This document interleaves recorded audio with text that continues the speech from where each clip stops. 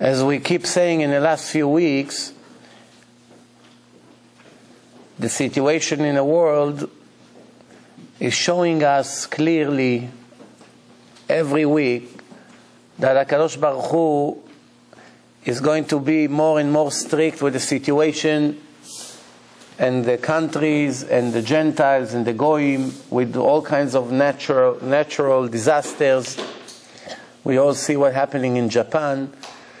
We don't know. It could be only the beginning. Next thing, they're going to have another explosion in a nuclear facility. It could be millions of people can die. Nobody knows. And obviously it's affecting the whole world. They're already saying today that in Israel, many of the Jews are going to lose millions, and many companies going to lose, I think they say $250 million. Because the companies that they deal with in Japan probably will go bankrupt. Who knows how long they're not going to be able to get back. You don't know, really. Also, many of the insurance companies in Israel are insuring in New Zealand, and there was a big problem there 2 months ago, 3 months ago. And now in Japan also. So they're going to lose fortunes. They're all going bankrupt. One thing that happened on one side of the world can affect people all over. It's a chain reaction.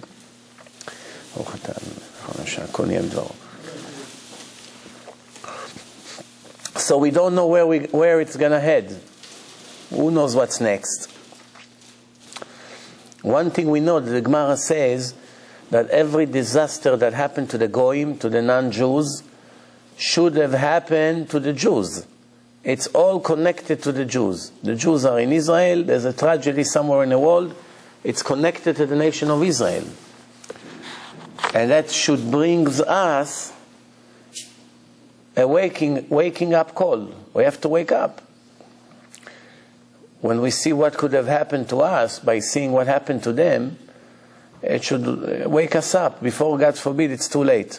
The mercy of Hashem, that so far with us, even though we have tragedies, it's not that we don't have, but it's nothing compared to the tragedies of the Goyim. And there's an earthquake somewhere here, there, like in Iran, there used to be 70,000 and then 10,000, and now they're speaking about tens of thousands of people. Tsunami, 500,000 people 2 years ago. This is amazing, what's going on. Plus, you need billions and billions of dollars to get back everything to normal. With the small, tiny country that we have in Israel, one little disaster can put us out of business. You saw what happened with the fire. They already panicked. Fire, fire. They panicked already. They started to beg the world, come help us put the fire off. Not to talk about, God forbid, something that happened.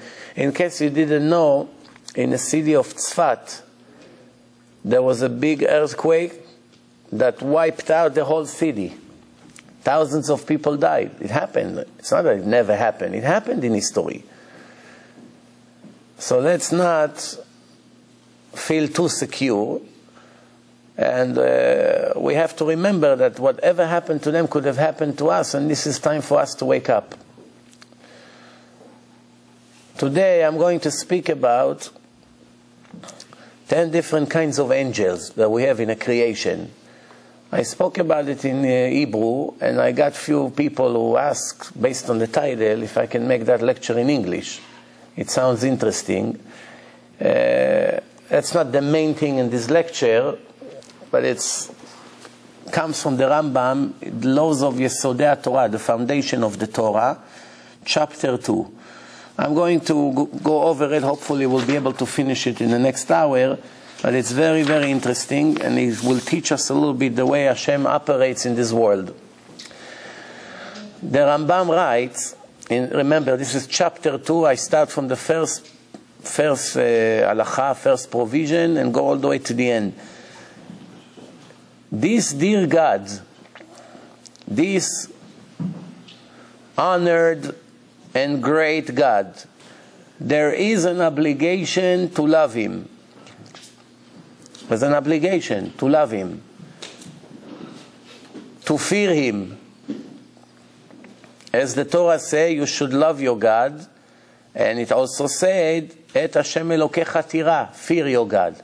Love your God, fear your God. Which one is a higher level?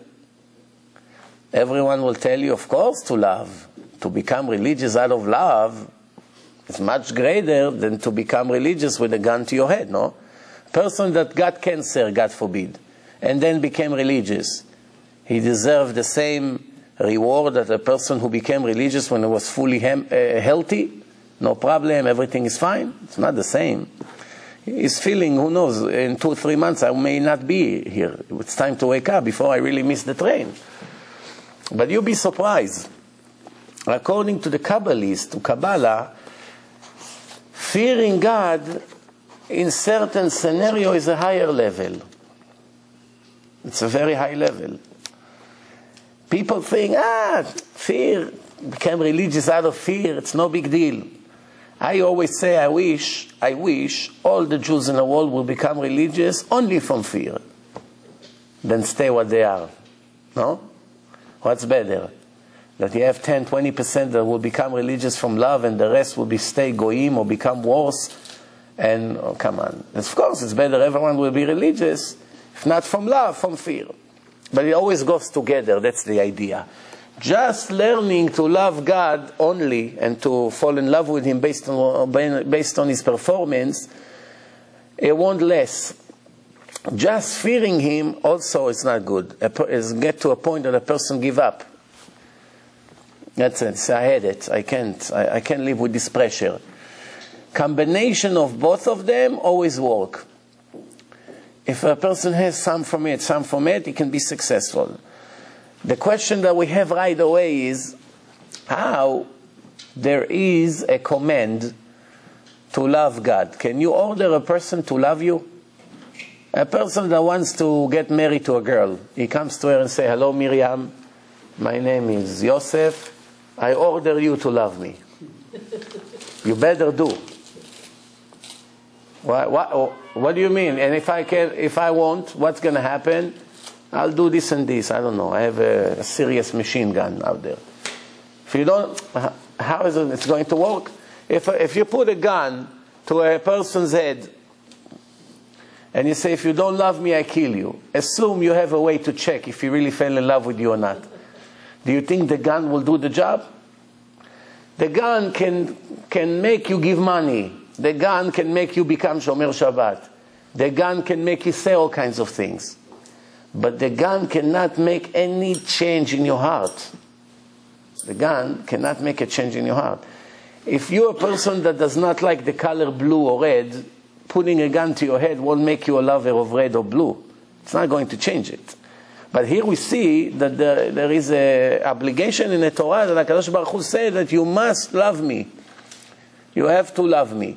If it's in the Torah, that means it's possible. How is it possible? We're going to learn now. The Torah says like this. Rambam asks, and how is it the way to love this God and to fear Him as He ordered us? How? How are we going to do it? We have to learn how to do it. And the time that a person looks carefully in all his creations, the wonderful things that He created, and will see His endless wisdom in everything that He planned here,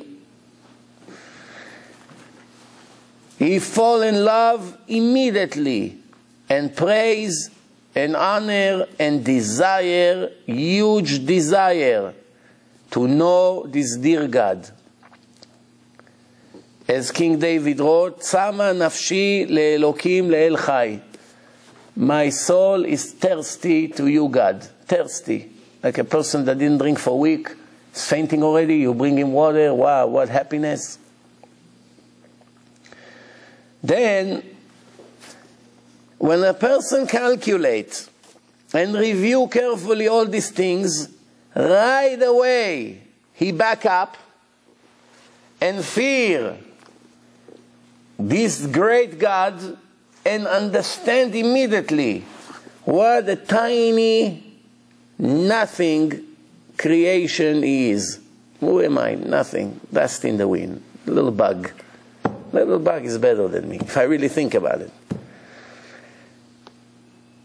Right away, his ego goes down to zero. When the ego grows, a person begins to think, what a smart guy I am, what a handsome guy I am, what a rich guy I am, what. I'm this, I'm that. The more he thinks about his talents, then he has a higher and higher ego. But once he realizes, wow, compared to this God, I'm nothing. Mamash, not even nothing. There's no words to describe. And this is what David HaMelech wrote, כי אראה שמך, מעשה אצבעותיך. When I review the galaxies, heaven, all the stars, right away I think, מה אנוש כי תזכרנו. How do you have time to waste on people? After he created such a world, I'm thinking to myself, you have time to deal with me, what I do, what I do not do. I learn Torah, I don't learn Torah.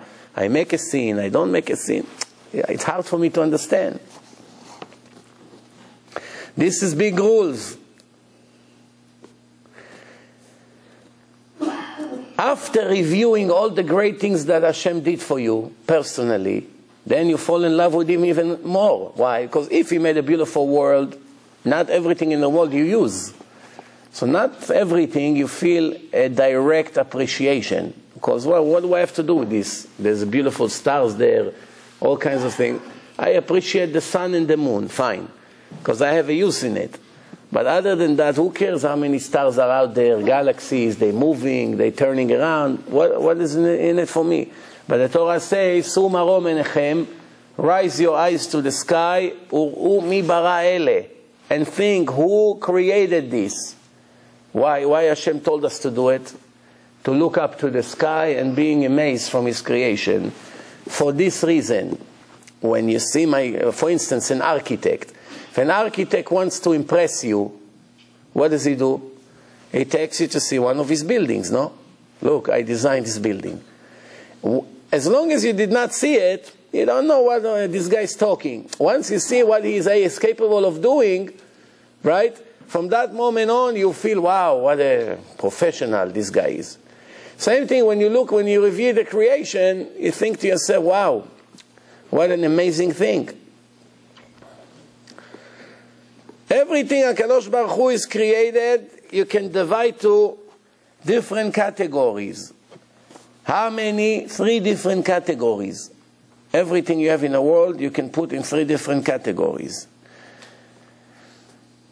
What is it? There are creations that have an image, and from the minute they were created, they constantly dying. From the minute they were created, they begin to die, like people. Every day his battery is dying, no? It was 100%, 99, 98, until it dies. Everybody understands this creation will not be here forever. So, nifsadim, they begin to lose more and more and more until nothing left. Plants, trees, metals, and there is things that were created that have an image and material, but do not change from their original image. For instance, metal, trees, you can take it and change it to a different material, right? You take a tree, you make a table, right? You take a person, you chop his hand off, it's a different person now. You chop his legs off, you change his image. You can still be here in a different image. You take metals, you make pipes, you make doors. Doors, you can make doors. You can make all kinds of things from it. So this is a raw material that you can change it to many different ways. The second category is material that does not change. It's always going to remain the same, like the stars. Planets, stars, the sun, the moon. It's always going to stay the same. There's nobody can come and interfere with the creation of God. Because we have no permission to change it. So it's not in our hand. They will always going to remain the same way that He made them.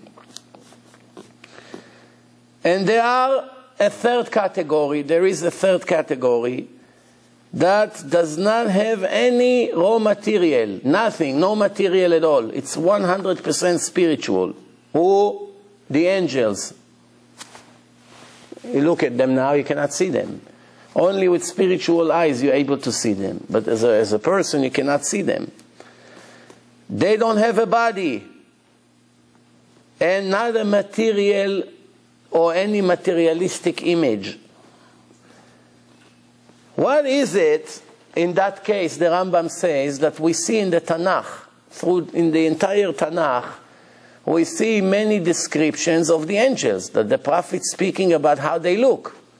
Wings, fire, no? We see. We just say that they don't have an image. And here, the prophets, the messenger of God, they keep saying, I saw an angel with fire wings, flying. No, so he has wings. All these are prophecies and images. It's like having a dream. Like a person see all kinds of images in his dream. They're not really 100%. They're not real in reality. You cannot come and show them. It's like a vision, seeing a vision. And it's all analogies. The Torah and the prophets speaks in the language of people. Why? If they speak in a spiritual language, nobody understands. Because we are not only spiritual, we are a combination of spirituality and material. But the way Hashem speaks to us in the Torah, it's in a way that people can understand, like the chair of God. Does He really have a chair? What, chair with 4 legs? What is it made from? Leather? Canvas? From what? Obviously, it's not really a chair up there in heaven, but it's an image of a chair. Or the hand of God. Does He have a hand? God forbid. If you think He has an image of a person, that's a very big firah. It's mamash rebelling against the principles of Judaism. To imagine God in any way, any shape. This is what the Torah say, as Hashem Elokecha, your God is Esh Ochla, is fire that eats everything on the way. This is an analogy. It's an example. It doesn't mean really it's fire like you have fire here, you light a cigarette. Obviously. Or if you say, anger in my nose, Chara af Hashem. It's like the nose is smoking. A person is angry, like smoke. It's like an expression. It's really not, that doesn't have a nose. Or the eyes of God. Does He really have eyes? What color? Blue, green, red? What color is His eyes? Obviously He doesn't have eyes. It's a spiritual, holy thing. We have no understanding what it is. To try to explain to us in a spiritual what God is or what the angel is, it will take 1 billion years and you still won't understand anything. So what's the point? It's like trying to explain to a blind person the color blue. How many years is it going to take? It looks like green. What's green? It looks like the sky. What sky? Whatever you're going to say, doesn't know what you're talking about. Why? He is not capable of understanding it. Doesn't have the ability. Same thing here. Try to explain to a person what an angel really is. He obviously won't be able to understand. Then the Rambam say all the creations of Hashem, you can rate them in different levels, one above the other. Not all of them in the same level. For instance, the angels are in a very high level. It's a higher level than other things. Some things in a creation has lower level. All of them are able to move and to function as long as Hashem's energy is in them. Once God removes His energy from the creation, none of them can last 1 second. They cannot move, they cannot function, there's nothing they can do. I'll give you an example. Now, I'm holding something in my hand, right? If I tell you to describe it, you're going to tell me it's 10 inches long, 4 inches wide, black, made from leather, has white pages inside. This is all a lie. Everything you're going to say, it's all a lie. In reality, the truth is that it doesn't even exist, this material. It doesn't exist. What you see right now, it's a big illusion. Not only this, if you take the entire earth, the entire world that we live in, which is a big thing, heavy, big, and you remove the energy of God from the creation, how does it work? It's all atoms that moves. The speed of the atoms are so fast, they move so fast that it creates an illusion that material exists. But really material doesn't exist. The whole world will become like a little gum. If you really take all the world and take away the movement of the atoms, it's going to fall down to one little gum or tennis ball. That's the whole world. So how does it look so big and take spaces and all kinds of different materials? It's the speeds of the atoms that creates this illusion. The faster they move, or they move in different shapes, it creates to us different sizes. For instance, I always like to give an example from a fan. If you turn the fan on, before you turn the fan on, what do you see? 4 arms, right? Looks like a cross. Once you turn it on, the faster it turns, the bigger the illusion is. It's a fantasy, it doesn't really exist. It looks like you have a circle, full circle, full. It doesn't look 4 arms. Why it looks like a full circle? Because they turn so fast. It looks like there's a round wheel, full. The faster it turns, it looks like it stands. You don't see the movement. Same thing, you look at the wall. You are unable to see the movements of the atoms. They move so fast. So they move so fast, so they fill up the whole space. But really, in reality, they don't exist. It's all an illusion. It's very clever. How the world is created is amazing. Put together the gravity, that everything is pulled down to earth, that it won't fly in space. How everything is planned. How can you not fall in love with Hashem? So much He have done for us, just for us to be able to get what we need for our life. If one of the things would not work correctly, we couldn't live here 1 minute. One little thing would be different, the life would lose its value right away. So, what are the names of these angels? 10 different kinds. Each angel has a job in a creation. This is all servants of Hashem. They're created for a mission. One angel is in charge of the sand. One angel is in charge of metal. One angel is in charge of waters.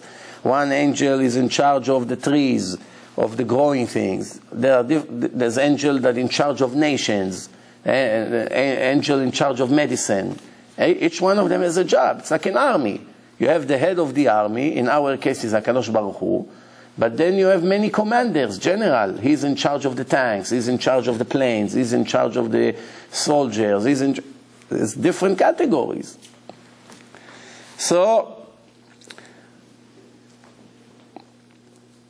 the highest level, it's Chayot HaKodesh. Chayot HaKodesh. The holy Chayot. What Chayot means? In Hebrew, Chaya means an animal. Why you call an animal Chaya? Because it lives. Chaim comes from Chaim. It has Chaim. Chai. It moves. It's not raw material, or it's not plants. Plants also grow, but they're not really live like us. They don't have nefesh. Nefesh, it's the blood. The Torah says, Adam hu nefesh. That makes us able to move. But here we are talking about these angels, Chayot HaKodesh, which is the highest level. And then there is what we call Ar'elim. Ar'elim with Aleph. And then Chashmal, Chashmalim. And then Srafim. And then Malachim. And then Bnei Elokim. And then Kruvim. And then Ishim. All these 10 names, each one is in a higher level than the other. Starting from Chayot HaKodesh, and everything I mentioned is one step below the other. And what's the highest, of course, is HaKadosh Baruch Hu, the highest level. And even the worlds that you see here, they are different worlds. There are 7 different heavens. Each one has a name. Each one is in a higher level. Traveling from one heaven to the other, it's 500 years of journey. Whatever that means. I don't know. Just for us to understand a little bit. Then we have 4 different spiritual worlds. Atzilut is the highest. Then Bria, the creation. Then Yetzirah. And then Atzilut, Bria, Yetzirah, Asiyah. Olam HaAsiyah. We live in the world of Asiyah, to do. Material, to move, to do, to create. This is called Olam HaAsiyah. It's the lowest level. Then there's a higher level, which Yetzirah, the Olam HaYetzirah. Why Bria is higher than Yetzirah? Sometimes the Torah uses the word Bereshit bara Elokim, bara. Sometimes they say Yatzar Elokim. What's the difference between bara and Yatzar? Who knows? Bara and Yatzar, what's the difference? Obviously, we just explained that bara is higher than Yatzar. Bara means yesh me'ayin. There was nothing, and now there is something. There was really nothing. Hocus pocus, boom, you have a rock. There's nothing before. No stone. Now there is rocks in the world. Where they came from? From the word of Hashem. Yatzar, that means the raw material was there, and we gave it a shape, an image, which means we made this square table. Why? There was a tree that was already there. We took it and we made Yetzirah. Yotzer means tzura. Tzura means an image. Atzilut is the world where the chair of Hashem is like something that we have no understanding where it is. It's 100% high spiritual world. Then we have Bria. From there, all the words that Hashem say created. Created fire, created world, created sand, created water, created everything with His name, with His words. And then we have Yetzirah, when they have everything exists, but over here they receive their images. Tzura. And then the world of Asiyah. This is the world where Hashem put the souls in a body like us. And this is a place of a test, free choice, and everything that we have. And He gave the Torah here. Everything that goes, everything that you see in this world went to 4 different categories. First, He was in Olam Atzilut. Then He went to Olam HaBriah. Then to Olam HaYetzirah. And it keeps changing in a spiritual way, which we have no understanding how to even describe it. Until He goes here, you see it in a simple way. But there's a much, much deeper things. But we don't have an understanding. But it goes to 4 different methods, 4 different categories, until you see it in a simple way over here. When a person speaks, everything that he says is going to upper worlds. Every thought that a Jew has affecting all these worlds. Everything that happens, every sin or mitzvah that a person does affecting all these worlds. If a person would only know every little thing that he does wrong, what a negative effect it has in the entire universe and the upper worlds, he would die out of fear and embarrassment immediately, just from thinking, wow, what have I just done? How can it be that I had the nerve to do such a thing? But since people do not understand, they keep doing it. And one day they have to face the damage they made, the spiritual destruction. What is it like? I once gave an example of 2 Russian soldiers sitting somewhere in a nuclear facility in Russia, and they are in charge of the main shelter, of the main switch. So they tell them, your job is, no matter who comes here, you never let them touch this switch. They give them lots of guns, this, everything, bombs. Nobody is touching that switch, right? He's in charge of all the missiles, the atomic missiles. You know, they drink a little bit l'chaim, another vodka, and another one, in a cold night. So one of them said to the other, what would you give me if I turn the switch on? I told you, come on, you won't dare. He said, how much? 1,000 ruble. No. 5,000 I give you. Would you do it? He said, yeah, here, 5,000, do it. He turned the switch on. Nothing happened. So you see, it's all a lie. All these generals, they're all fools. Keep telling us, be careful, be careful. It's like the people today speak against the Torah. All these fanatic rabbis, careful, Shabbat, careful not to miss tefillin, be careful not to curse, be careful, lashon hara. What's going on? Here, I do it every minute and I'm making millions. Nothing is happening. I'm just on my way to vacation, Rabbi. That's how they talk, these fools. So these Russians, for 10, 20 minutes, they play chess. They're happy until the sirens begin. Wow, what happened? 30 million people died in the other side of the ocean. Fires everywhere. Bridges are falling. Such tragedy. What did I do? I moved my hand 2 inches up. From that's what happened. The fact that a person makes a sin here and he doesn't see the impact of his sin in the upper world doesn't mean it doesn't affect the upper worlds. Just that he cannot see it doesn't mean he did not make a damage. That's what a person has to always remember. The Torah came and told you the damage, and you have to know that when Hashem says something in the Torah, it means he's serious. It's not a joke. So the Rambam continue. All these images, all these spiritual angels that I just mentioned, they know Hashem. They know Him.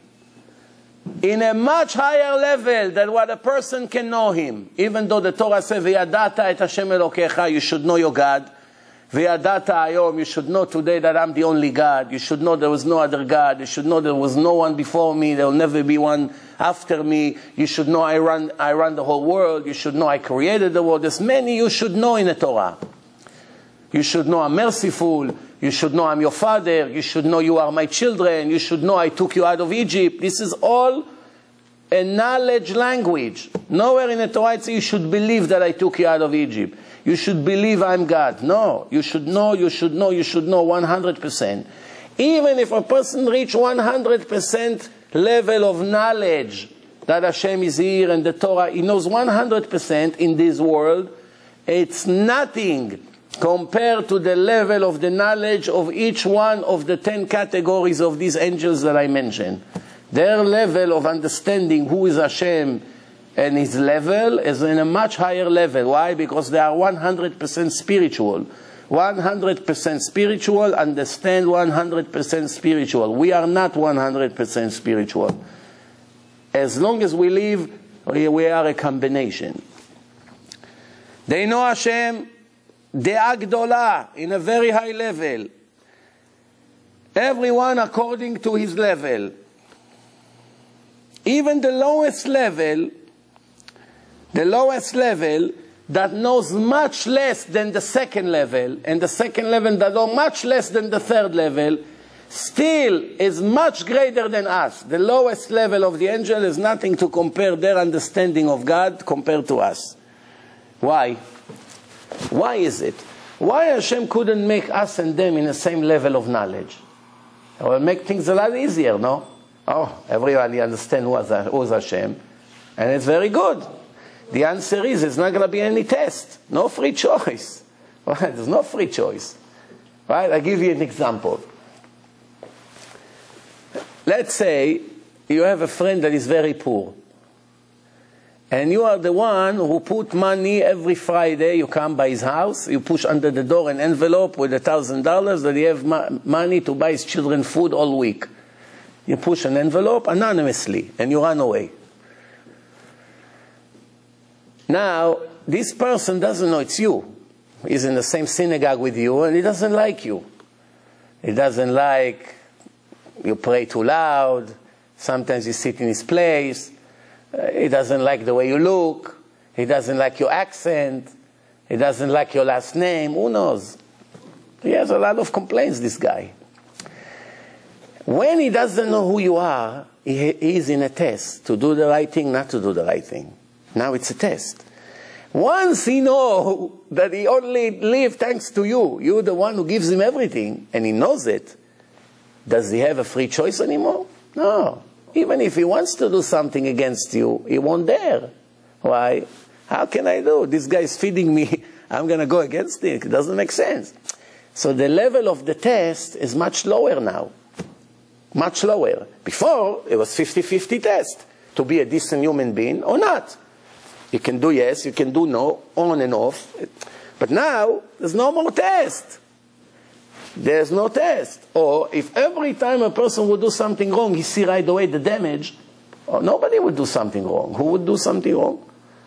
Now when you don't see, that's a test. If we had a level of understanding of any one of these angels about Hashem, first of all, we wouldn't even need Torah. Yeah, we'd need only the list of the mitzvot, and that's it. All the other musar, the entire book of Dvarim you can erase. We don't need it. We already have a very big level of understanding without all this musar and ethics. What do we need it for? You need to tell me not to steal. You need to tell me not to speak Lashon Hara when I'm in such a level of understanding about God. But some of our great rabbis in history, that their level was in a very, very high level, the knowledge. You see that it wasn't shayach to make any sins for these people. You would see no matter what would you do, this person will never even consider your offer, because the level that he has in Hashem is so much higher than the average person that it wasn't even an option to offer him something. Hey, Rabbi, I'll give you $1 million, just smoke one time a cigarette on Shabbat. And then you can build yourself a wonderful yeshiva with this $1 million. One time, Rabbi, nobody sees, here, $1 million. The person doesn't have knowledge, he says, you know, it's worth it. Wow, once a person reaches a certain level, it's a joke, it's not a test. Depends who you are. No, so, כל הנמצאים, everything that exists in this world, חוץ מן הבורא, besides God, from the first creation in the creation until the smallest fly that flies around, a mosquito or anything, they're all here as a part of the truth of this God. If you take one of the things that looks completely not important out of the creation, it rules the entire balance and the entire truth of the creation. Sometimes people tell me, I wish I can send a letter to God and give him some suggestion how to make the world better. You know, I would, for instance, I would cancel this. I would not this. I would kill this kind of people. I would get rid of this. I would do that. I will change this. I will make parnasah so much easier. Nobody has to fight, jealousy, anger, stealing. Everybody will have plenty. Everyone will have mind to be He has already a list. It's like a politician. He wants to make a better world. So sometimes I make arguments with them. He say, I would cancel this. Then I explain to him what would happen to the world if he cancel this. He says, oh, okay, you're right. But at least this.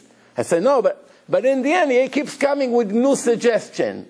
So what's the final answer? The final answer to all these people who think the way Hashem created the world is the best ideal creation that's possible. It could not be better, because if there was a better way, somebody perfect like Hashem would have done it. He would never do 90% or 95% perfect. It had to be perfect because he's perfect and everything about him is perfect.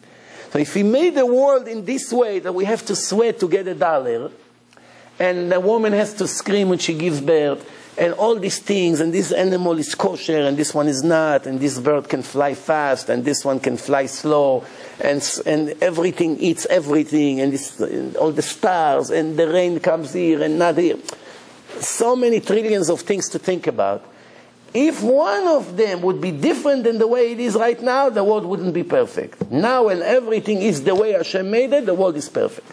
It could never be better. And everything that looks to us not good, we are the problem, not the system. You understand or no?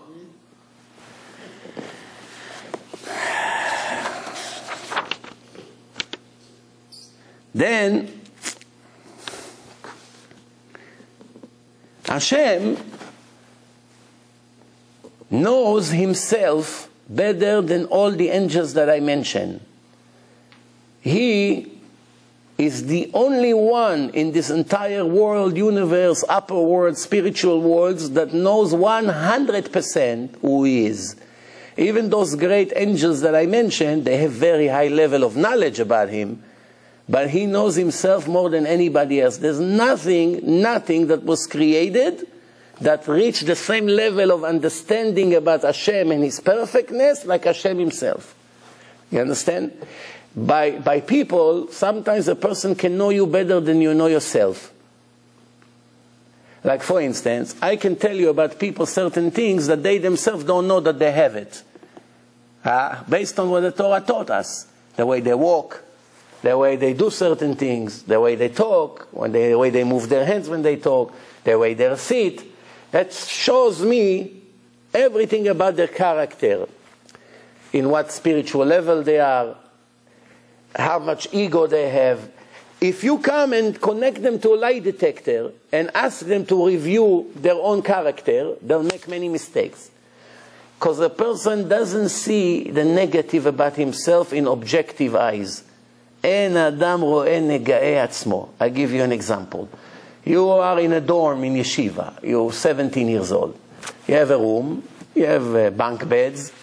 2 here, 2 there. You know, 4 or 5 guys in a room, let's say. One guy sits on your bed, you're ready to kill him. Oh, Reuven, how many times I told you I'm fixing the sheet, I like it clean, I don't want people to see it. You know? You sit on people's sheets every day. You don't think that anything that you do, come on, Rabbi, what's the big deal? I sat on his bed. No. But when he sits on your bed, you're ready to bring your gun from home. Why? You could not see when other people do to you what you do to them. You don't see it equal. That's no big deal. I know what I'm doing. But he doesn't, but you know.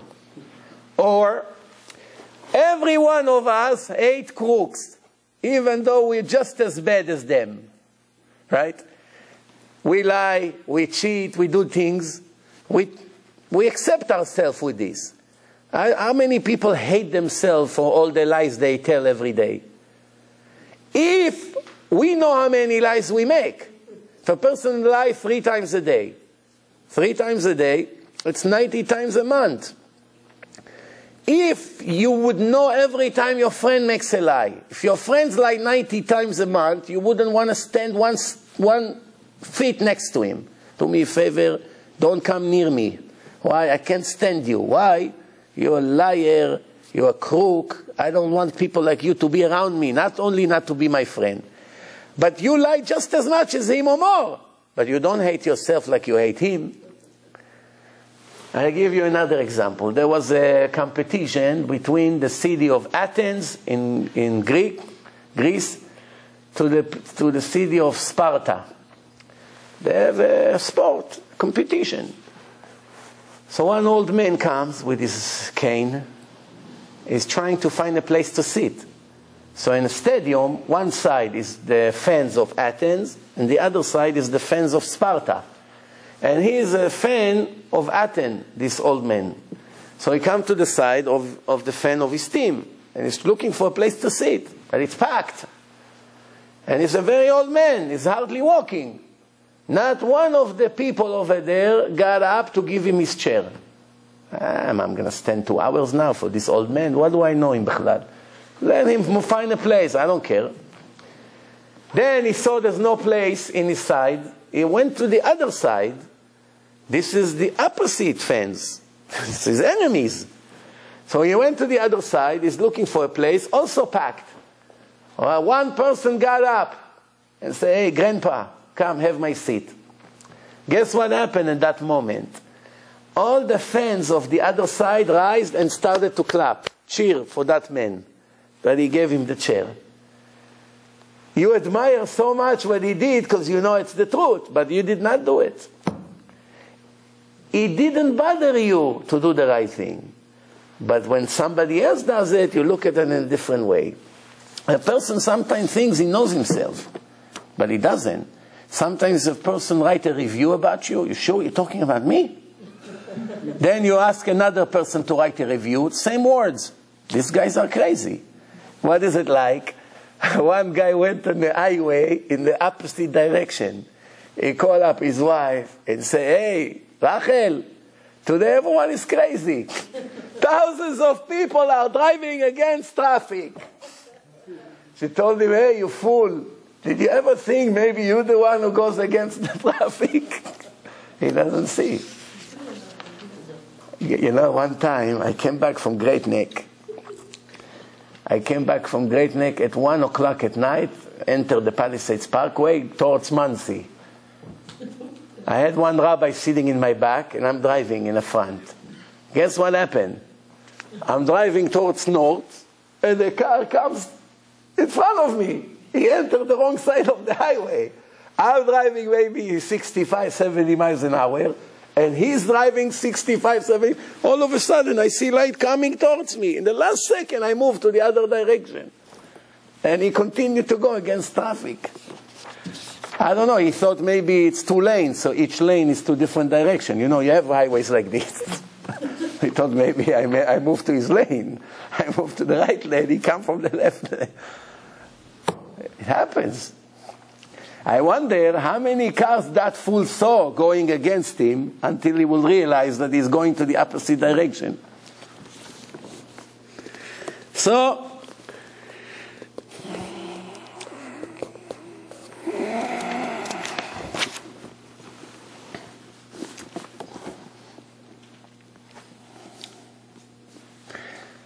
the things that we mention, it's like a drop in the ocean, compared to how much we still have to say. We only gave a taste from the foundation, the principle of this creation and how deep it goes. Most of the language that the Chachamim use, there was all analogies. It's very hard to understand, so they gave a lot of many examples. How a person can elevate his level of knowledge to something that will be very, very positive is in his understanding who is Hashem and how Hashem looks at us. There's only one way to do it. Not through colleges, not through reading all kinds of books, not through learning politics, business, history. This is all not going to do any good for a person. Even if he killed himself all his life and becomes a very educated person, he's still the same loser from day one. He did not make 1 inch forward. All my life I read, Rabbi. You can read, you can learn as much as you want, it won't help you. There's only one thing that helps you. What is it? Learning Torah. Now you may say, a part of the Torah is also history, right? Nebuchadnezzar, the king of Babylon, he lost the war. Darius Hamadi, Dariavesh, he went, he fought against Babylon, he occupied Babylon with Koresh. Koresh, he was the father-in-law. Together they occupied Babylon. The empire of Babylon fell, and now they control Babylon and Kasdim, which is Kurdistan, the Kurdish area. And then a year later, Koresh went against this Darius Hamadi and took over the south of Babylon, Kurdistan. And later Ahasuerus took over. He made a revolution like they're trying to do in Egypt. This is history. This is all what we learn in the Torah. It's in the Gemara. It's in the Navi. Right? So what's the difference? If I learn it from the Gemara or from the prophet, or I learn it in a secular history book that has the same words, what's the difference? Isn't it Torah? Right? The answer is no. Because the very, very famous mistake that people do is thinking that Torah, it's only the subject of what you're learning. I give you an example. You can have the same book of Torah, same book. One person wrote it and another person wrote it. If you learn in the first book, it purifies your soul much greater than the second book, even though it's word by word the same books. The fact that this holy man in a very high level of righteousness and pure wrote the first one, and the second person was 50-50, Sometimes he's righteous, sometimes he's wicked. He's not so holy. It's not, it's not in a very high level. He wrote the same idea, same thing. But the one that you read in the first one, it's helping your soul much higher than the other one. Where in the world you have a difference between this book to that book in anything else? Math. If a murderer wrote a math book and a decent person wrote a math book, and it's the same numbers, does it make a difference? Here you know the same math, and here you know the same math. It's not making a difference who wrote the math, or the history, or geometry, or anything else. But in the Torah it's very interesting. It's very, very, it's critical. Why? In Shulchan Aruch, the book of law, it says that a person that is not decent, you're not allowed to learn Torah from him.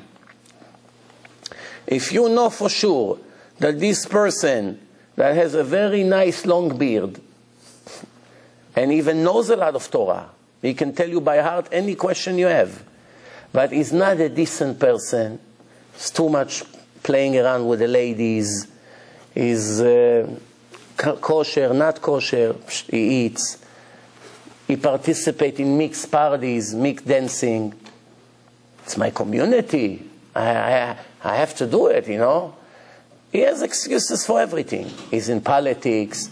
Every time you come to him, he wants money. You have a problem, you come to him, how much you going to give me? Tell your father to sell his house. We're going to make you a special tikkun. Today it's very popular, all these things. Someone like this, not only you're not allowed to give him anything and to be fooled by him, you're not allowed to hear his lectures, bichlal. If he makes a shiur, you're not allowed to go and hear Torah from him. Not only it doesn't help you, it damages you. It makes a damage to the soul. You know what's going on here? It's halakha in Shulchan Aruch. Mi she'eno ra'ui, a person that is not good, is not worthy, asur lilmod mimeno Torah. Nowhere in the world you have restriction of learning anything from anyone other than Torah. Why? Torah, it's holy, it's divine. Everything else is nonsense. I know math, big deal. I don't know, big deal. I know, whatever, all the things they teach. Very nice to know, very nice. It's always better to know than not to know.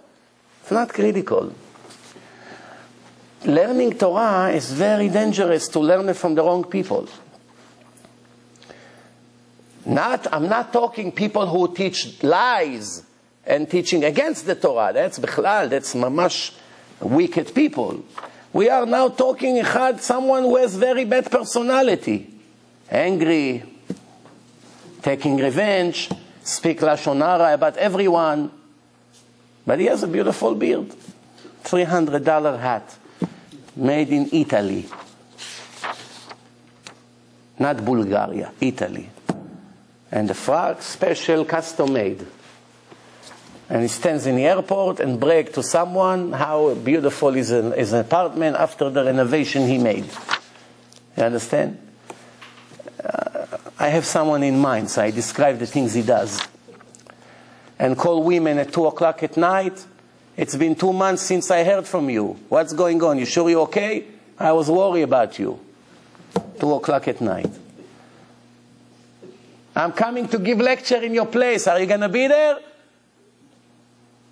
No.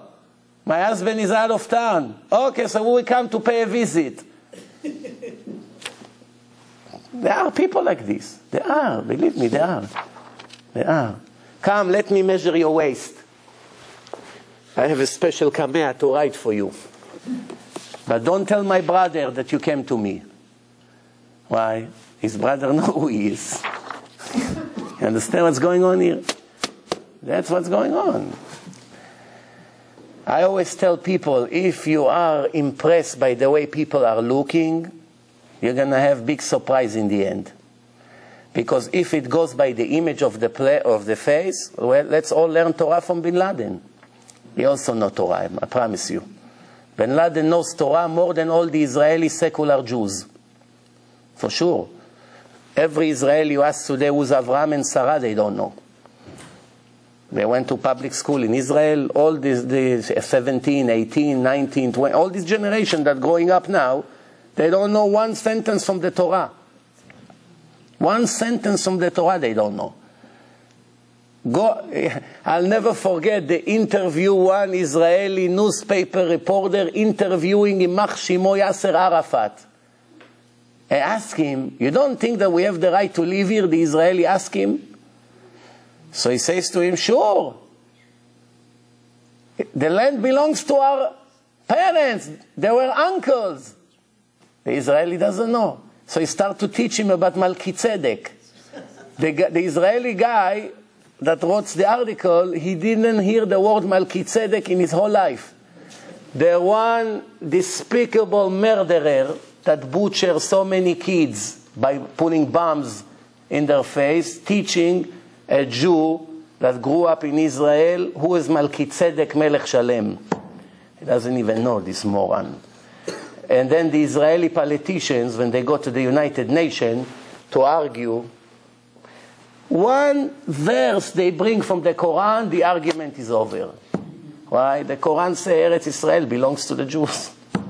Not one of them knows, nothing. Open the Quran, see what it says.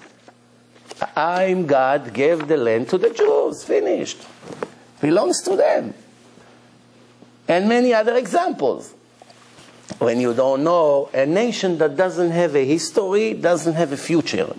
When Napoleon came to Israel 200 years ago, 250 years ago, he saw the Jews sitting in the temples and crying. He asked the general, why these people sit on the floor and crying? What happened? He told him their temple was destroyed. He said, when? When? Yesterday? He said, no. 1800 years ago. Napoleon was, is this a joke? Now they remember to cry? No, sir. Every year they gather together and they sit on the floor and cry. He said, these people are special. If they have history, they definitely have future. You understand? If we teach our children everything besides our background, there's no future. What do you expect from them? They don't have roots. They're not connected to the land. That's why so many Israelis don't care to give the land to the murderers. Just give us a place to live. They don't care that the land is divine, is holy, and it was given to us by God. They don't care. Just give me a place to live. Take everything. Give me just 2 streets. Don't kill me, please. Muhammad, don't kill me. They don't care about the Torah. They just care. Give me a place and don't kill me, please. But they don't care. Kill me, don't kill me. I'll fight with you to the end until I destroy you.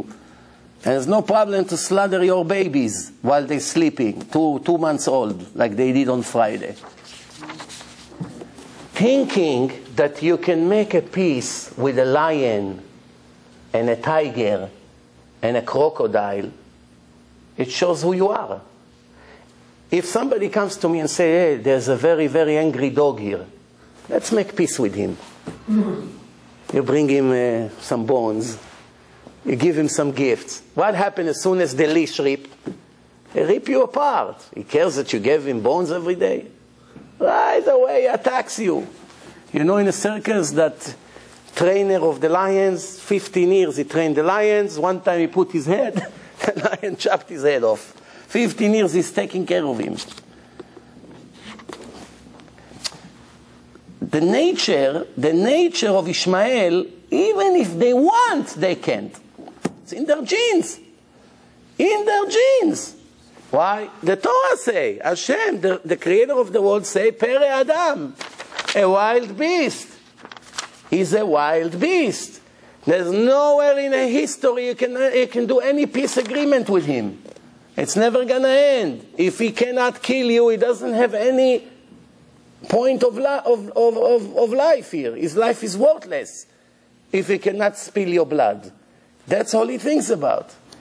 I promise you, if we move to the moon, all Jews will be sent by a spaceship to the moon to start from zero. They'll follow us to the moon to kill us over there. Why? Their life will be worthless without spilling Jewish blood. That's it. So what's the point of talking about making an arrangement, politics, let's give them half of the land? It's never going to end. You see what's going on here. It gets only worse. Why? When you show weakness, our children being slaughtered while they sleep. That's all. So you ask, so what's going to be the end? It's going to stay like this forever? Bloodshed forever? The answer, yes. Unless if the Jews will make peace with God, with Hashem.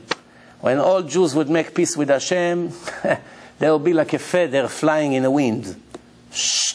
In 1 second, you won't see one of them left.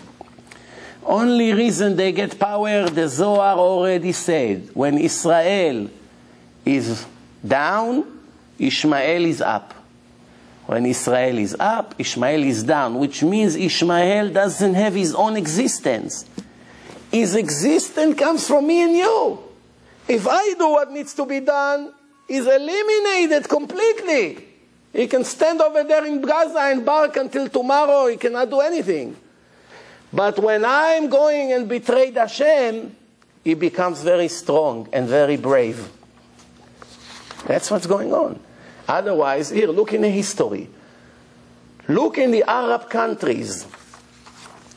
There were holy rabbis, if you check, Rambam, he went to Egypt. Many of the Chachamim lived in countries of Ishmaelim that hate Jews very much. Almost all of them. Very difficult to find one of them that love Jews. Maybe some of them don't want to mess with this. But almost all of them, waiting for the moment they can destroy the Jews. That's it. And they admit it. They're not hiding it. They admit it in your face. How is it possible in that case that so many tens of thousands of Jews were living in their country, building synagogues, building yeshivot, walking with yarmulke and tzitzit in the middle of the worst countries, the biggest enemies of Jewish history, in Syria, in Iraq, in such places, that all they want is to spill the Jewish blood, and the Jews were living there and building synagogues and yeshivot, and the rabbis walk in the street, and they have kosher butcher, everything. Why? Because when the Jews are holy, they cannot touch you. Not only they cannot touch you, when a rabbi dies and they bury him, they go to his grave to pray over there, like in Morocco. Go see in a grave in Morocco, how many Muslims people every day pray in Rabbi Amram ben Diwan in Morocco. There are graves. How many Muslims stand over there and pray? You know the Moroccan righteous girl, Solika, you heard that story or no? There's one Jewish girl, Solika, she buried in Morocco. Every day you have hundreds of Muslims crying in their grave for salvation. Jewish girl, not even a rabbi. Why? Well, what made her so holy? One time the prince, the Arab Muslim Moroccan prince, saw her that she was very beautiful, and he grabbed her and wanted her to marry him. But they have a rule. They'll never marry a Jew. He has to convert to Islam. It's not like the Jews sell God for a peanut. Right away run to marry Christine or Fatma. By them, God forbid, will marry a Jew? Instead of kissing the feet of the Jew, you know that he agreed to talk to them, bichlal. We're not going to marry the Jew. You want to marry? We're forcing you to marry us, but after we convert you to Islam, and if not, we'll kill you. But we won't leave you a Jew as our partner, no. So guess what? As results of this, you have thousands of terrorists in Israel, Arabs that are actually Jews. Because the mother is Jewish, that they force her to convert to Islam, but the Jew can never convert. Stay a Jew no matter what. They are thinking the Arabs, in reality, they are 100% Jews. And they put bombs and kill Jews, and they're actually Jews. That's what's happening in Israel. Tens of thousands of Jewish women live in Arab villages in Israel. Tens of thousands. There's all kinds of versions. 60,000, 40,000. Everybody agrees with many. And each one of them has 10 kids, 13 kids, which are all Jewish. Think how many Jewish terrorists are walking around with Arab accents. Ahmed ben Sarah. Mustafa ben Rachel. That's what's going on. So Solika, she doesn't want to convert to Islam. She told him no. He said, hey, I'll give you a palace. You'll be the princess of Morocco. You'll be rich. Jewelry. You walk in Fifth Avenue every day, Madison Avenue, shopping non-stop. There's no credit card yet. But don't worry, the servants will prepare for you all custom-made. What do you care? You eat whatever you want. You have servants, they take care of you. Just, it's the law. It's the law of the land. You cannot marry a Jew. You have to become Muslim. No. They give her a few days to think about it. She refused. So he said to her, by tomorrow, up to now they were nice. Now they move into the next way. What is it? If by tomorrow you don't convert to Islam, we tie you to a horse in the middle of town and the horse begin to run. Now remember, in those days there was no floor like today. It was full of thorns, rocks, who knows what. And the horse will pull her all over. And all the Muslims will stand and cheer what they do to this Jewish girl. They tie her to the horse, and he begin to walk, and then to run, and then full speed. After a few minutes that she's bleeding all over, it's a true story that happened in Morocco. She's buried in Morocco today. She screams, stop! They were all happy. We broke her. That's it. She's going to agree now. So the prince is happy. No, maybe she's giving up. She said, I want a safety pin. Please give me a safety pin. Safety pin? What do you need it for? Just give me a safety pin. They run, they get some safety pin. What happened? She had a skirt. When the horse is pulling her with the wind, the skirt came up. She's not modest. So she took the safety pin and took the skirt to her down below her knees and stuck the needle into her flesh, into the skin, and closed it that the skirt will not fly as they carry her like this in the middle of Morocco there. And then she said to him, now you can run. And he ran until she died. That was the end of it. I'm thinking, when I think about this story, I say, wow, our brothers, our sisters, our daughters, cousins, mothers, whatever, walk half naked on the street or completely naked. Nobody puts a gun to their head, nothing. Free. Freedom. Democracy. Democracy, Rabbi, Tel Aviv, New York, Paris, London. Free. Nobody puts a gun and they go like this on the street to get Hashem angry. And all she cared about in this moment, that people would not see her legs. You understand why she holy and why they pray by her graves? Because even they appreciate someone like this. She did not give up, and all she cared about, her legs. Tell it to the girls that walk with all their legs open like this on the street. She doesn't even understand what does it mean, a human being, a daughter of God, representing God in the world, making scenes in public, on television, in magazines, taking pictures that all these Guidos all over the world, their saliva is dripping by looking at her. Yes, that's what happened today. Worse than animals. No respect. You know what? You don't believe me? Go to Yugoslavia. Go to Armenia. Go to every primitive village in the world. In Mexico, in Panama, in Argentina, in Yugoslavia, anywhere you want. And find one Goya in the primitive places. I'm not talking in fancy cities. That would agree to walk with bikini and take pictures in a magazine. Show me one, Goya. Go to all this old-fashioned in Russia, in Yugoslavia, how they all have handkerchief on their face. That's how it is. You, my daughter, you will be in a magazine?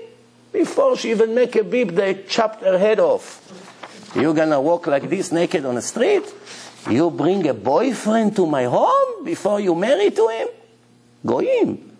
Goyim. They allowed. According to the Torah, they allowed the Goyim. The Goyim allowed. She can bring a boyfriend and live with him without a marriage. It's not a sin for them. For them is not a sin, and most of them will not dare to do it. For us is a horrible sin, spiritual holocaust.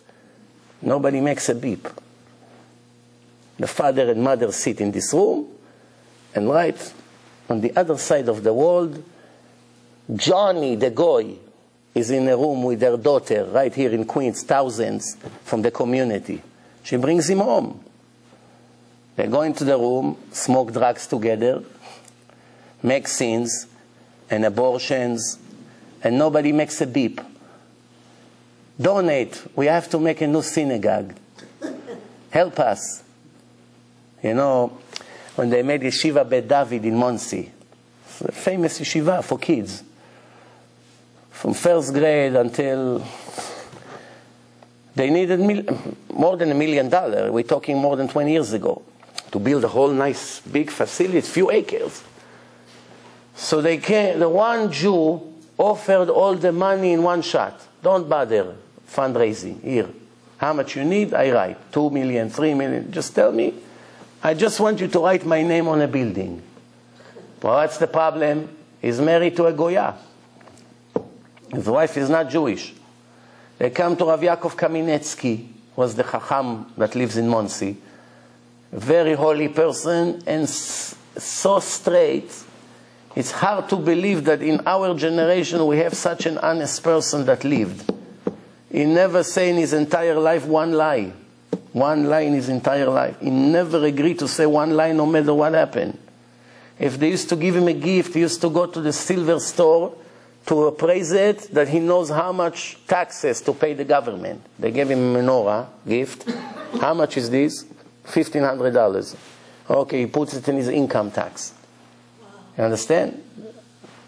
Even the IRS, if they knew that he didn't, they wouldn't care. It's not a part of the law. It's income. You understand? One time when he was 17, 18 in Russia, in yeshiva, they invited him Friday night to eat in a family. They gave such a stale fish. He tasted it, he almost vomited. Then the woman came out and said, Yankale, Yankale, you're not eating? So not to embarrass the woman, what did he say? Not to embarrass her, he said, I don't like fish. He had no choice. What is he going to tell her? Your fish tastes like poison? Embarrassing her after she invited him for Friday night meal. So he told her, I don't like fish. 60 years later in Monsey, my Rav was his student. He went to him and said, Rabbi, I never saw you eating fish on Shabbat. You don't like fish? He said, I love fish the most, my favorite food. So why you never eat fish? It's not kosher, you have tell me. He said, no, chas v'shalom, it's perfect. So why you don't eat? 60 years ago, he told him the story, and I'm stuck. I'm stuck. Why? If I eat, it's going to be a lie, retroactive. And I made sure that all my life I never say one lie.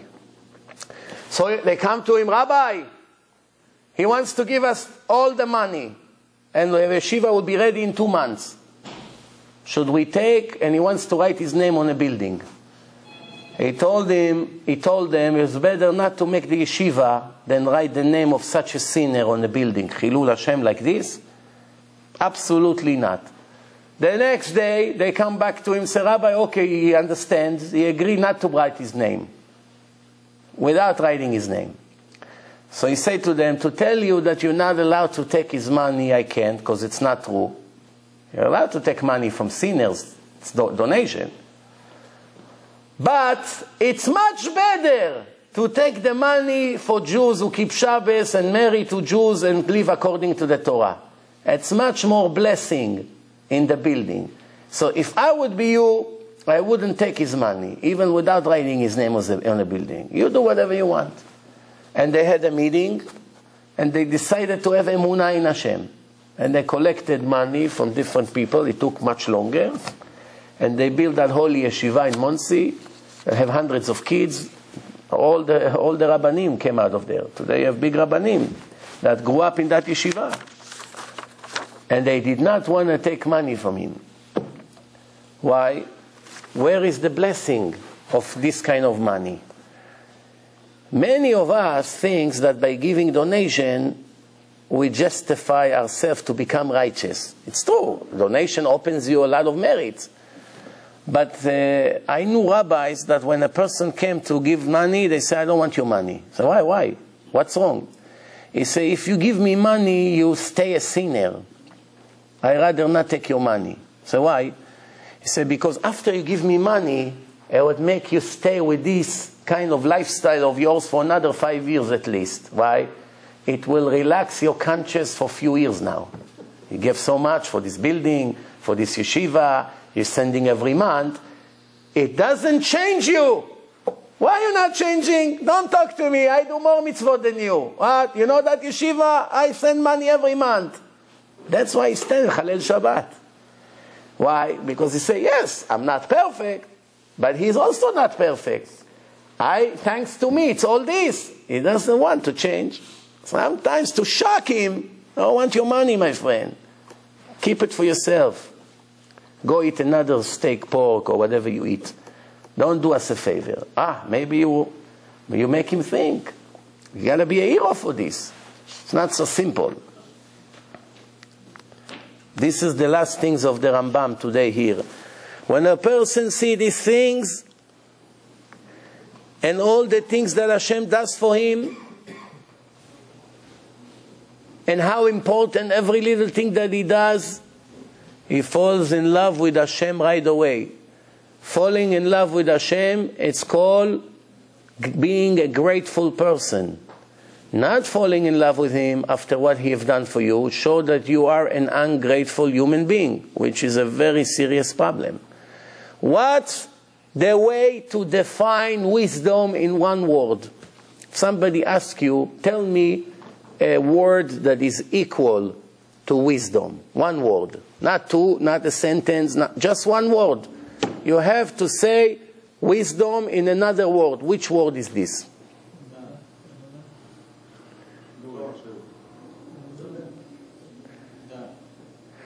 No? What do you think? The answer is busha. Shame. Shame. Every person that has shame in him, when he does something wrong, he's embarrassed, he's becoming red, he runs away. Wow, what did I do? Let me run away from here. That's a smart person. Person that doesn't know how to get embarrassed, whatever he does. You want me to get naked in front of the whole world on television? How much you give me? 10,000? She has children watching her at home. Right away, no problem. Why? Nothing here. The smarter you are, the more embarrassed you are to show your body on the street. I know righteous women, even in hidden rooms, they'll never take the cover of their head one time even. In hidden room, maybe one time the kid will walk in and see my hair. It's already an embarrassing thing. Or when the husband and wife, when the wife is not pure, she has nida, they separate the beds. Every person I know never puts the bed attached. Never. Put something in between and it's always separated. There is permission to attach it. Why none of them does? Because the kid's going to start asking questions. Hey, how come 2 weeks is attached and then you're moving it? The kids start talking about it. It's premature.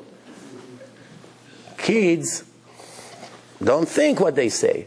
They go in the living room, Uncle Moishi, I don't know why the beds are together today. I helped my father move the bed.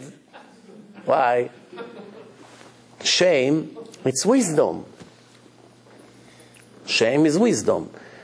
You see in a woman, the more noisy she is, the dumber she is. The more quiet she is, smarter she is.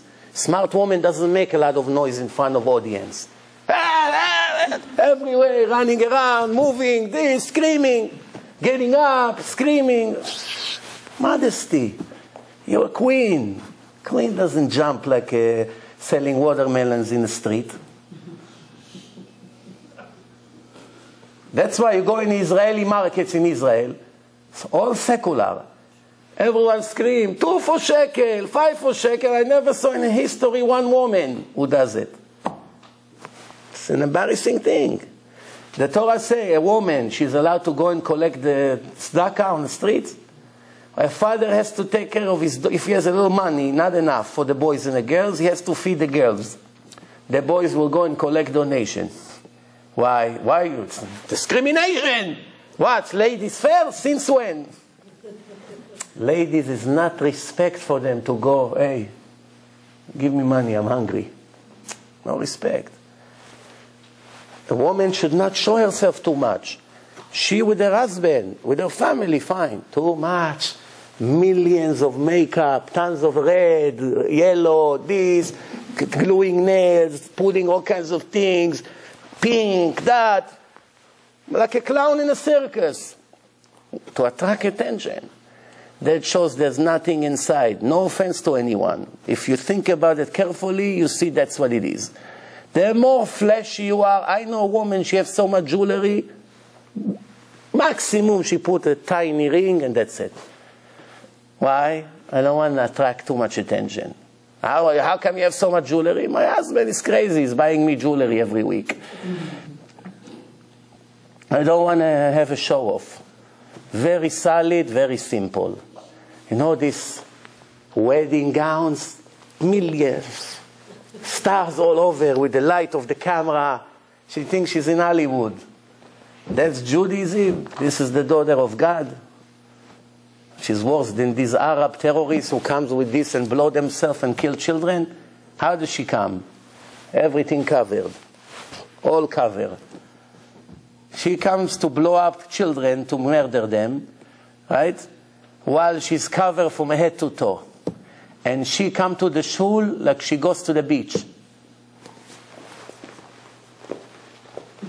What happened today? I can't walk. The skirt is so tight. 2 hours to get dressed it took her until the skirt went on. Why that another 5, I don't want to say what, would look at her tonight in a wedding? A married woman, a mother to 4 or 5 kids. She's happy that 17, 18 years old kids looking at her. And she called herself religious. Rebbitzen. Some of them give lectures with a $5,000 wig. And when someone like me come and say the truth, they hate him for the rest of their life. Instead of say, you know, I'm so embarrassed. Everything you say, it's me. So I gotta start changing. There are people like this. But most people, what's their first address to throw all their dirt? The one who told them the truth. How dare you saying this? You telling me I'm not religious enough? My husband is the Rosh Yeshiva. Your husband goes to heaven and you cannot join him. Probably you make him not go there also, that he allow you to walk like this. Rabbi, we live in a very weak generation today. It's better we do this than nothing. This is the thinking of the losers. It's good I make $50 a day, it's better than nothing. This guy will never be rich, obviously. Right? Baruch Hashem, I make $50, I'm very happy. I'm not saying no, stay like this, no problem. But to say that you have a dream to be a millionaire, it's not really the truth. It's better I do a little bit, Rabbi. Birkat Hamazon, short. So I went to a place, there was a Seudat Odaya. A boy had cancer and got cured, Baruch Hashem. So his parents made a very fancy evening, not fancy, but very respectable Seudat Odaya to Hashem. And there was one person who comes sit next to me. He holds his plate, I hold my plate, we sit on the side. And he tells me who he is. So he say, you know, don't look at me like this. I'm the rabbi, I was a rabbi here, I was the chazan in that shul, I was a rabbi here, I was a rabbi in Israel, I was a rabbi in Brooklyn. He's telling me his history now. Then in the end, he said, oh, it's late. He opens the Siddur, he say, Birkat Hamazon, there's mekutzar, half a page. No, he say, oh, I'm in a rush. Birkat Hamazon mekutzar, where is it? It was very nice meeting you, and he leaves. After giving me an hour speech, is this rabbi? If that's the way the rabbis look, forget about it. We went bankrupt. 2 more minutes to say thank you to Hashem. I'm in a rush. In a rush to where? Where was he in a rush to? Go and check. This is what's going on. Isn't it the truth? Or I'm exaggerating? What do you think? Huh? The truth, no? And everyone copy from the other. Somebody called me up today. Did you hear the new trend now in Muncie? What is it? Women go to a gym. Women only. No men. There was one black Goya comes and bring Brazil music. I don't know how they call it. Zumba, rumba, shmumba. Something that already by the name you see it's 100% tum'ah. Just the name, you faint. And they put music and they do aerobic. Left and right and this. So I say to him, so why are you calling me? He said, you know, it doesn't bother you? This is all religious, very religious women. The wife of this rabbi, the wife of this chazan. He said, but that's not what I call you about. That's been going on for weeks already. Tomorrow they invite this Goya to one of their house. They follow a shiur Torah in her house with this Zumba Rumba. The Rebbitzin comes, she gives 1 hour divrei Torah. They kick her out from the window. Everyone takes their clothes off and begin. Rachel Imenu, Rivka Imenu, Sarah Imenu, Rumba. With Christine from Brazil. Rabbi, we want to be pretty to our husband. Who are you telling stories? Get yourself a treadmill and run 4 hours a day. You'll be pretty, don't worry. No, Rabbi, but it's fun. She's great. Emptiness always make a person look for something new. What about Goyish music? 2 hours you're listening to all this filthy music and all these bad words over there. Do they make a now? Today, do you have a songs that the Goyim writes that is clean from curses or from bad thoughts? One way or the other, you're either gonna see JC, Run, you're there, right there in the morning, you want to listen to the news, or if not JC, some kind of a love story. 2 sinners sing for each other. Or rock and roll, drugs, what they call it? Something like this. Or curse words, mamash curse words. We just already put it on the radio. Sometimes they make beep, toot. In Israel they never heard of this toot. The more curses, the happier they are. They put it on television. Now there's new things now. I don't even want to say it in front of the camera. What's the new thing? Let's shut the microphone.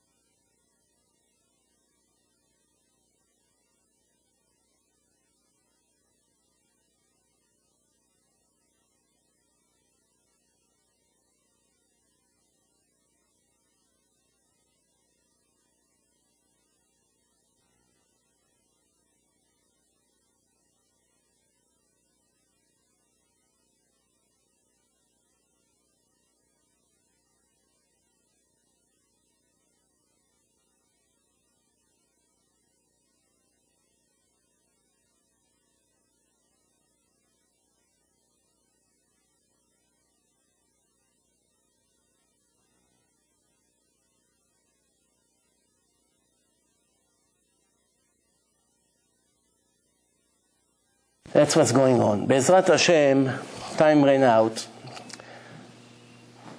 It's a wake-up call. Well, Purim is coming. Purim, it's higher than Yom Kippur. That's why Yom Kippur is called Kepurim. Kippurim, Kepurim, like Purim, almost. Yom Kippur, you fast, it eliminates your material, so the soul is rising. Once the material is eliminated, the soul is growing to a higher level. That's why we feel great on Yom Kippur spiritually. But Purim, we're reaching this level with eating and drinking. That's why when the person drinks until to a point that he sleeps already, also eliminates his body. It's two different kinds of elimination. One is through suffering, and one is through enjoying. That's why through enjoying is a higher level if you stay in control. Stay in control. That's Purim. Why they call Megillat Esther, Esther? Why not Megillat Mordechai? Why not Megillat Purim? Why not Megillat Paras? Why not? There can be so many names. Why Esther? Again, ladies first. אבל למה אסתר? First of all, her name was Hadassah. Megillat Hadassah. Why Esther? Because everything in a Megillah is secret. Esther. Up to that generation, Hashem communicated with the Jews face to face. Direct magics, everyday miracles. Miracle, Bet HaMikdash, first temple, Exodus of Egypt, this man, everything. From that generation on, the curse started. Which curse? Bayom ha'u astir panai mehem. Up to that generation, you can meet me face to face. From now on, you have to communicate with me through phone and email. And I'm going to do for you, but I'm going to hide. You will never know. It's me, not me. It will be very difficult to see my miracles. That's called astir panai mehem. Esther panim. That's why we call it Megillat Esther. Because what you read, you think you understand. If you begin to learn the secrets of the Megillah, you faint. Faint. What's the poor Haman did? Haman wants to know if Hashem is with him or against him. Like Ahmadi, he also believes in God. He also believes in the same God. Ahmadinejad, which God he believes in? Muslims believe in the same God. So how is he so stupid to think that by throwing an atomic bomb on the children of God, as the Torah says, and he believes in the Torah, it's going to bring him good points in the eyes of God? How does he think that? Or the Hamas, or any one of them. How do they think? Don't they read? They say they believe in the Torah. What makes them think that by doing this, God would love them more? How can it be? Haman is Gilgul of Agag, reincarnation of Agag. Agag was the last Amaleki that stayed, survived. Shaul killed all of them, and he left Agag alive. Then came Shmuel, and killed him. But Agag came back in reincarnation of Haman. That's what they say, Haman ha'agagi. Haman ha'agagi. Or on Samson, Shimshon, it say Shimshon Badan. What's Badan? Badan is Nadav. Bet, Daled, Nun. Change the order of the letters. Nadav is a reincarnation of Nadav, the son of Aaron. He died because he didn't want to marry a Jewish girl. He said, none of them is in my level. What was his punishment? He got reincarnated as Shimshon and marry a Goya, Delilah, Plishtin. Measure for measure. Midah keneged midah. Here Haman, Agag, comes back Haman. Was Haman? Haman was a barber. Barber. Not Bukharian barber, don't worry. Haman was a barber. A barber, with all due respect, is not exactly a millionaire, no? Unless if he sells gold in the same place. But he's a barber, no? Fine. All of a sudden, Hashem wants to take care of him, of this Amaleki. Killing a person that nobody knows who he is. He has a little barber shop somewhere, nobody knows who he is. Nobody in the headlines, nobody. Do you know this Mr. X, the barber? Who? Do you know the vice president, that guy? Oh, yeah, everybody knows him. In order for Hashem to do a miracle, he had no choice. He had to elevate a man to become a billionaire richer than Achashverosh. Only when he's the most important person in the land, every person bow down to him. He walks, everyone is almost fainting when they see him. Now we hang him on a tree. What is it like? I saw a beautiful midrash. The animals were talking between them. The cows, the sheep, and the pigs were all together. So the sheep and the cows, they're saying to each other, they're owned by a goy. So they say, why our master give all the food to the pig? It's not fair. He's becoming fatter and fatter, and we are starving, we're skinny. Why? Because he's going to kill the pig. He wants to eat the pig. He makes sure the pig becomes bigger and bigger until he slaughters him. This is what Hashem does to the wicked people. He makes them with great neck. Greater and greater and greater. That's what we say. Mizmor shir liyom HaShabbat. Vayatzitzu kol po'alei aven. All of them are popping. Lehisham dam adead. Until the knife comes and chop their head off. First you have to pick them up. If you want to chop their head off, you have 1,000 people. 5 of them you want to chop their head off. How do you do it? First you bring them higher. High, high, high, and then comes the knife. That's how it is, no? So for 1 second, they were above everyone. In Hashem's history, it could be 20 years. It could be 50 years. Up until you go for, I don't want to tell you where. So over here, Aman, he wants to make a poor lottery. He takes 3 dice. You know, like they play backgammon, they have 2. Over here, he has 3. He threw the 3 on the floor, on the table, and he got 1, 3, and 3. That's what came. One of them had 1, one of them 3 and 3. He said, great. That's my lucky day. I got to kill these Jews. God angry at them. Why? What did it come? Aleph is, 1 is Aleph, 3 it's Gimel, 3 it's Gimel. Agag, that's me. It's my lucky day. This is what came out. Agag is winning. Hashem say, yes, my friend, but you forgot one thing. Purim, the whole concept of Purim is v'na'afochu. Everything is the opposite. The Goyim thought to destroy the Jews, and what happened in the end? V'na'afochu. V'ayudim shaltu be'oivehem, be'sonehem. That's what the Megillah say. V'na'afochu.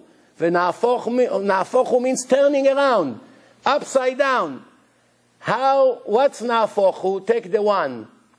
You flip the 1. What's in the bottom of the 1? 6. What's on the bottom of the 3? 4. What's on the bottom of the 3? 4. 4, 4, and 6. 4 it's Daled, 6 is Vav, 4 it's Daled, David. Hagag, when you do Na'afochu, become David. Who's winning? The nation of David, my friend. These are the ones who read Eilim. Mordechai, Esther, this is winning. There's a lot of secrets in the thing. Listen to my Purim lecture. I was in Greatnik last night. I gave a whole hour about Purim. Very interesting. Hopefully they're posted before Purim. Thank you very much. We'll see you next Monday as usual. We are on. Thank you.